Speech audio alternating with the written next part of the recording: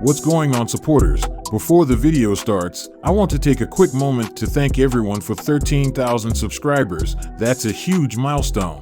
I got some quality work sitting in the vault, so be sure to like the video, hit that subscribe button, and click on that notification bell so you don't miss an upload. All of the information provided in the following video is already public, therefore it will not be impeding on past, pending, or current cases. So sit back, relax, and as always, enjoy the video.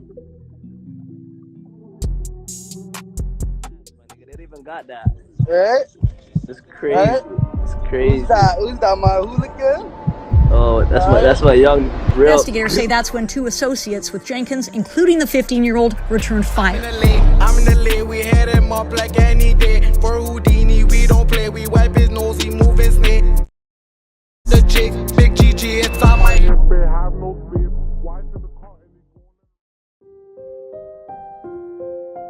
18-year-old Houligan Wassa is an up-and-coming Toronto drill artist proudly representing the infamous Northside Jane and Finch neighborhood of Driftwood. Houligan's ties to the Driftwood community runs deeper than him just living in the area. Not only was his father a known OG, but he was also the cousin of late rapper Houdini. Born in 2005, Houligan was raised in 404 Driftwood Avenue, a brick townhouse owned by Toronto Community Housing. The unit has a troubling history. Since the early 2000s, residents at the controversial unit have witnessed an alarming number of violent crimes, gang-related executions, and even mass shootings. One of the 5 men injured in a mass shooting yesterday has already returned to the scene.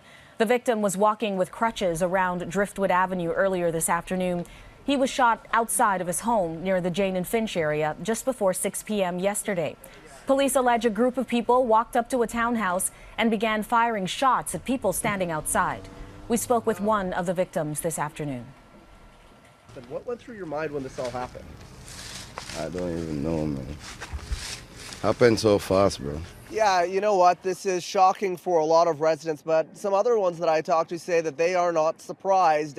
Them saying that there are shootings in this area. They have happened before, and they believe that they may happen again in the future. A lot of them didn't want to come on camera and talk to us for fear they too would become a target. One person who is not afraid to die. Growing up in an environment where violence unfortunately thrives, it would be no surprise when Houligan would turn to the fast life. By the age of 15, while kids his age were in high school learning about trigonometry, he was all the way up north in Saskatchewan, getting his hands dirty.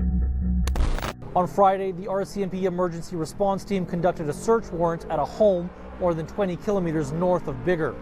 Mountie seized a kilogram of methamphetamine, 4,400 single doses of fentanyl, 500 Xanax pills, and 400 LSD tabs. Taking that amount of illicit and dangerous fentanyl off the street is very important and a win in our books.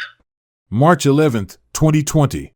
At approximately 2 a.m., Saskatchewan police officers were shot at when they executed search warrants at an address where it was believed drug trafficking in cocaine, fentanyl, and methamphetamine was going on. No one was injured during the incident, but a 15-year-old Houligan Wassa and 3 adults were located inside.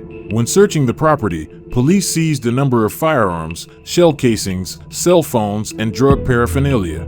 Houligan and the 3 adults were arrested and charged with various drug trafficking and firearms offenses, but just days after the arrest, Houligan managed to bail out and fly back to Toronto, where his troubles only intensified.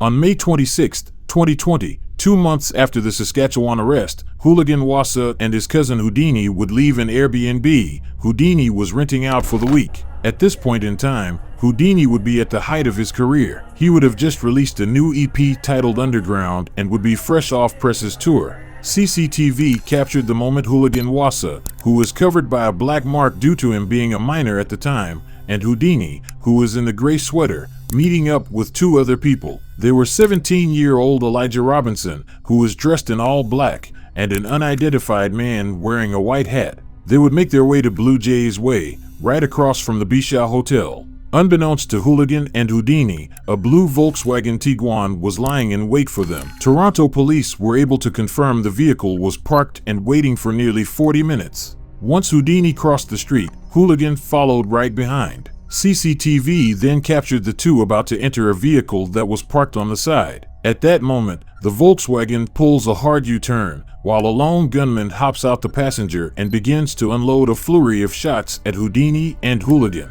The unidentified man immediately ran off, while Elijah would proceed to pull out a handgun and return fire. Houdini and Houligan will run for cover, while in the middle of the chaos, a little boy was trapped in the corner of a hotel entrance. Fortunately, he wasn't hit.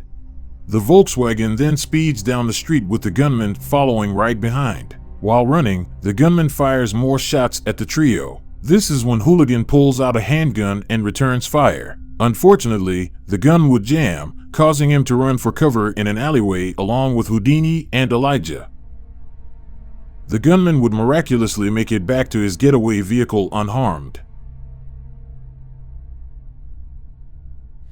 There's a shoe from somebody.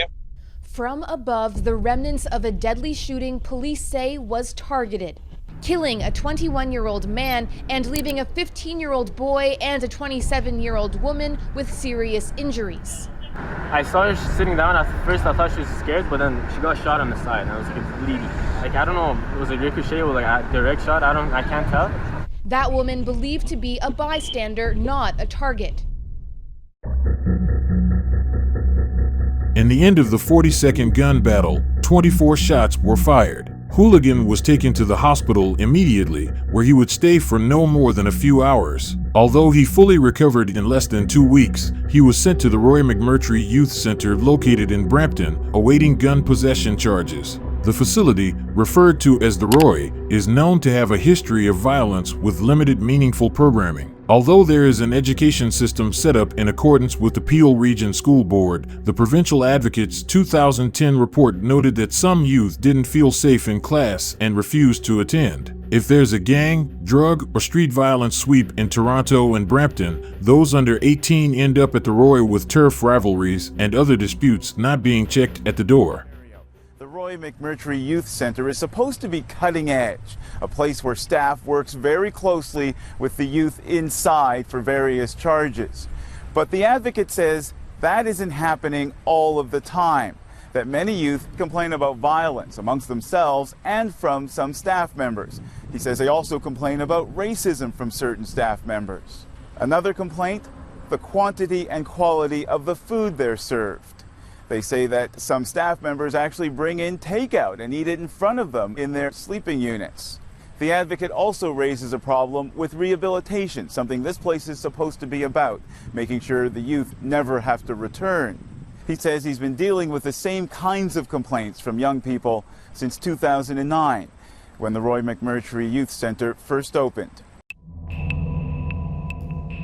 A worker from another young offender institution, similar to the Roy, also added that any inmate who refuses to fight another youth are often beaten up by their own crew. So not only do these kids have to watch for the ops, but they gotta watch for their own peoples too. Houligan witnessed this firsthand. When speaking with him about his time at the facility, Houligan referred to it as quote-unquote light work. He got into fights here and there, saw notable rappers getting stomped out by their own mans, but overall, the Roy was nothing he couldn't handle. Houligan was tight-lipped throughout our brief conversation, but he made it known his crazy past hasn't fazed him in the slightest. By the spring of 2021, Houligan was released on bail and ready to tell his story.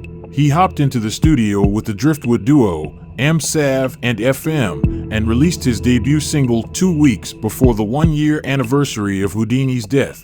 The song broke 100,000 views not too long after its release, and for a debut track, that's pretty impressive. Judging by the comments, it's clear Houligan caught the scene's attention. He would go on to release a few more songs, including Stay With a Mop. The track featured Driftwood Crip, Richie Stacks, who was recently arrested in connection to one of the biggest fentanyl drug busts in Ontario. Project Otter saw the Sioux Police search a home and a vehicle in the city's East End, resulting in the arrest of 5 people and the seizure of more than 700 grams of fentanyl, which according to police is equal to 70,000 doses of the drug. The Sioux's police chief says some of the suspects were on bail for drug offenses at the time of their arrest. Unlike Richie, Houligan has managed to stay out of trouble since his release from the Roy, and he hopes to keep it that way. His story is one full of ups and downs, but as of now, he is just focused on making music. He just released a new song with plans on putting out either a tape or album later in the year. All of his links will be in the description. I'll catch you guys next week. Thanks for the daily support.